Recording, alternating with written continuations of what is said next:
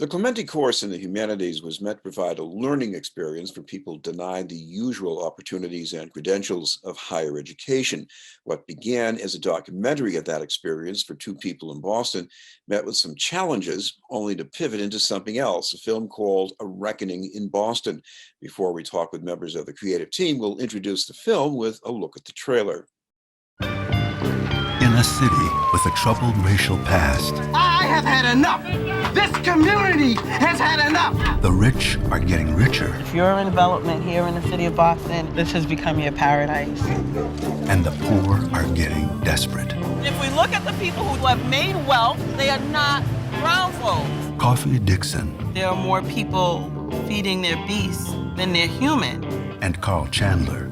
Everybody has dreams and aspirations. Are trying to move forward by studying the great minds of the past. We take seriously the dictum of Thomas Aquinas, first seek to understand. In a city that's leaving them behind. Everywhere I go, there's housing being built, but I'm homeless. It is human nature to want every unfair advantage you can get and not to be concerned about others. God, if these people are evicted, where will they go? You're surrounded by a world with which you feel out of step. Every 35 hours, a black man is shot by a cop in America.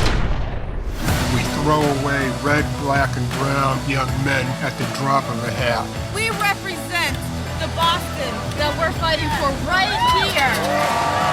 It becomes like a fire inside of you. That fire can consume us or can burn the whole thing down. A reckoning is coming. You are not expected to aspire to excellence. You are expected to make peace with mediocrity. Justice is not just what you do. Justice is who we are. A reckoning in Boston.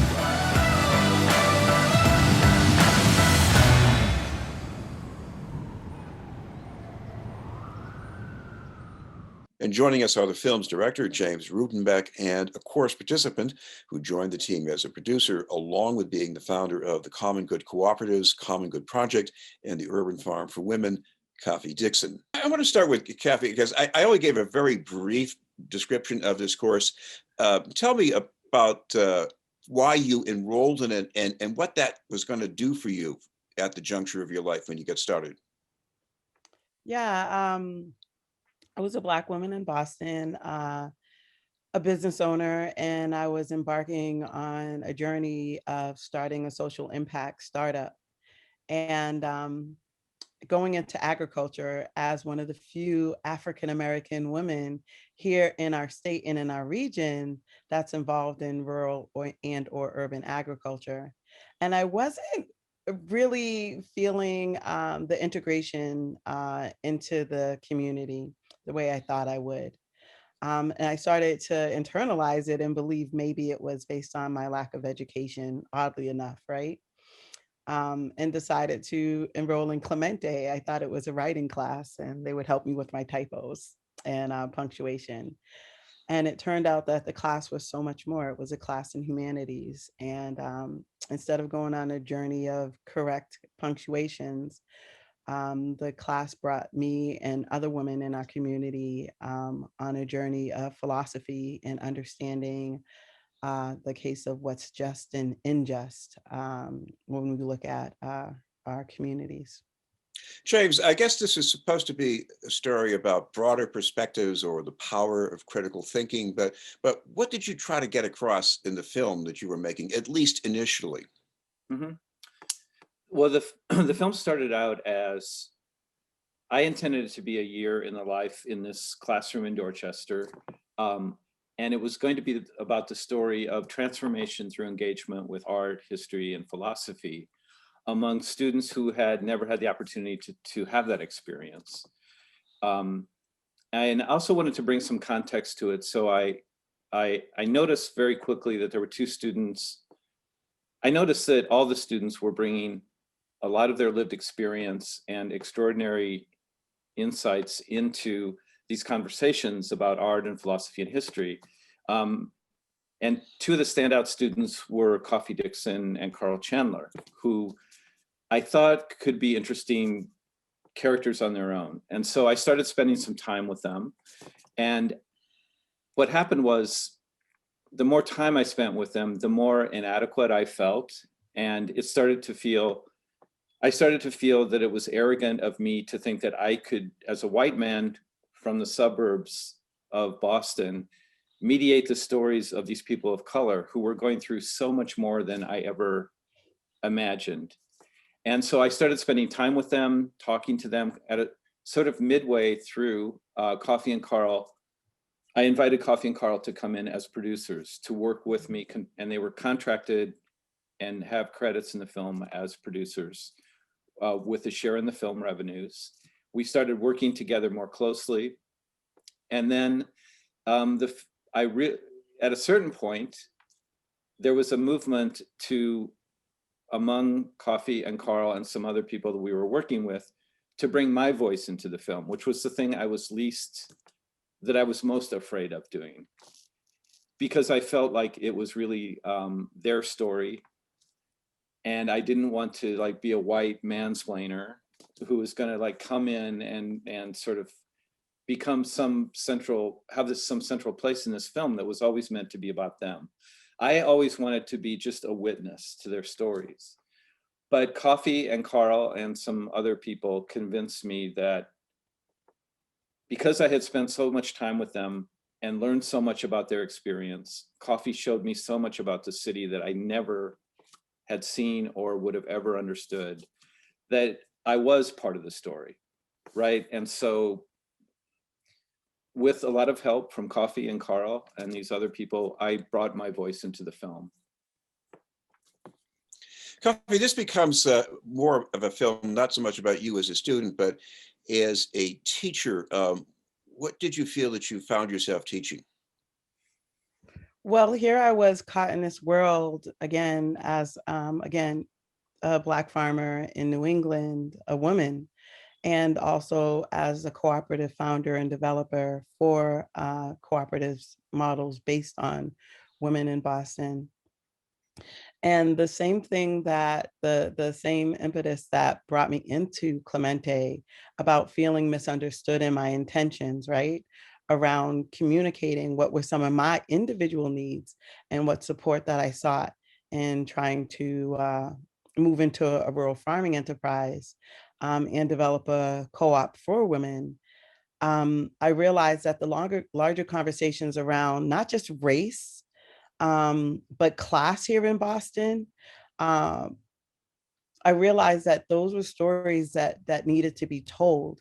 That understanding of why this journey was so fraught with challenges and obstacles was not just a conversation around the humanities. It was really a conversation for us as a community here in Boston, and James is part of that community. I also understood it was a difficult subject matter to talk about racism, classism, and bigotry amongst African American community, amongst AAPI women, amongst people who are poorer and lower income, lower resource in Boston. Was a conversation that we had to guide, not just James through, but our audience. And so the teaching became of how do we provide communities dignity, right? How do we provide our Asian brothers and sisters dignity? How do we provide African-American women and Afro-Latina women dignity and actualizing themselves in a city that is aggressively displacing them? So the teaching part of it was, how do I, as an urban and rural farmer, as a cooperative developer and a founder, as a minority woman, as someone who could be considered lower resource, how do I teach other communities, starting with James? How do we all teach each other, and how we provide dignity and understanding to move past classism? Even we experience classism as African American. There may be affluent, wealthy African Americans who may be a little bit removed from the experience of the mother and children sitting in DTA welfare office in Dudley Station, right? But how do we use this documentary to be a catalyst to at least start the conversation and identify what are some of the problems.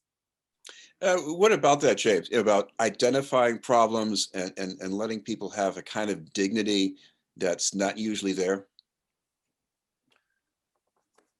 Right. So, I mean, I can really only speak to this from my perspective, but being with Coffee was really generous with me and spent time in a way that should not be expected of Black people to.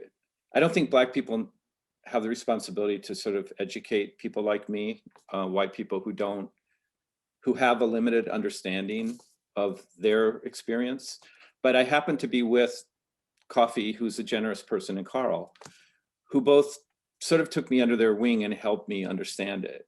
And what Coffee showed me through visits to, Boston's housing court, which, one day a week, there's dozens of people in housing court in this chaotic environment, most with no legal support, right?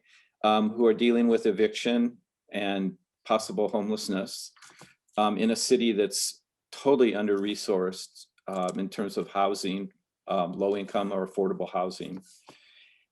Coffee was like also taking me to the welfare agencies and to places that as a white man from the suburbs had been hidden from me in a way. Like in some ways, privilege is about not having to see things that make a person uncomfortable, and so I went through a period of discomfort but also a realization that the film was much larger than the story about a humanities course.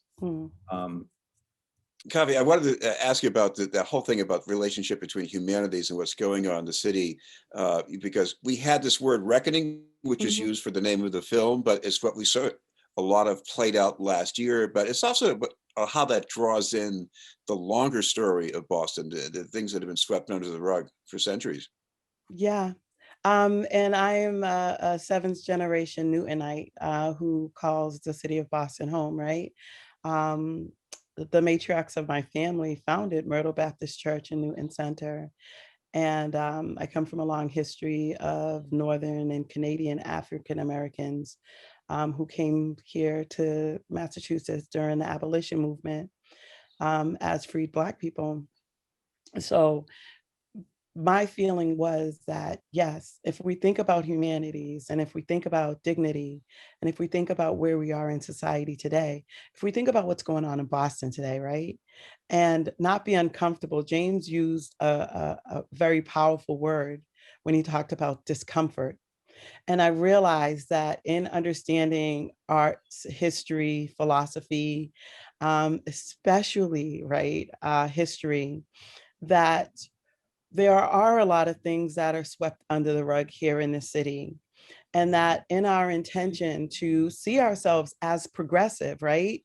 To see ourselves with an acting mayor that's a woman of color, to see ourselves as inclusive, to see ourselves embodying what we believe is a progressive a position in the city, that as a woman was saying the other day in an interview, we can't be progressive by silencing the voices of the people who are most impacted by some of those progressive measurements, right? So to talk about discomfort is to talk about how do we as a city talk about busing, right? And not just busing with the school. How do we talk about people who may have been involved in some of those, a lot of that racial violence, right? Still being in positions here within the city of Boston, right? How do we talk about people's discomfort with people who are impoverished, right? How do we talk about what would the philosophy, what would philosophy or history say about these conversations that should happen amongst not just African American people, because there are white people who are living in poverty, Irish who are living in poverty, again, Asian Americans who are living in poverty, fear, and lack of resources. How do we take a city that is still coming out of, still has a community who may have been involved in the racial violence, who may still be sitting in positions of power, who may still have deep-seated biases. How do we bring them into conversations around understanding of these communities and tending to them adequately and authentically, with real policy and policy that supports them, right? And being actionable about it. James, we do have a little time here, but there's one important thing we need to mention because this film was being introduced here as part of an independent film festival. That means that we're available by streaming on May 7th and beyond that. Is that correct? Right. Tickets are on sale now for the Independent Film Festival of Boston. And we will, this film, A Reckoning in Boston, will start screening on May 7th and continue through May 9th. So there's only a 48-hour window to see it. And there's a limited number of tickets. So I'd urge anyone who's interested to, buy tickets now. All right. Well, yes. Well, thank you both very much for taking the time to preview this with us. I'd like to add one other thing if possible. Please. The question has been brought forth many times about what happened to the organization, and to talk more about the organization. Out of the documentary, we went on to found Common Good Cooperative Corporation, and we went on to found the first urban farm for women of color called the Common Good Project. We are a co-op 900 deep of women in this region looking for community cooperation. And in viewing the documentary and being part of the audience at IFFB or being part of our support measures here is really a step towards better understanding rather than othering the communities here in Boston, and is what we look at as bringing a tool of how we work together and how we heal. Yes, one thing leads to one more thing as well. Thank you very much for both of you taking the time to join us. Thank you, Chris. Kafi Dixon and James Rutenbeck. And the film is A Reckoning in Boston. We'll have more news in just a moment.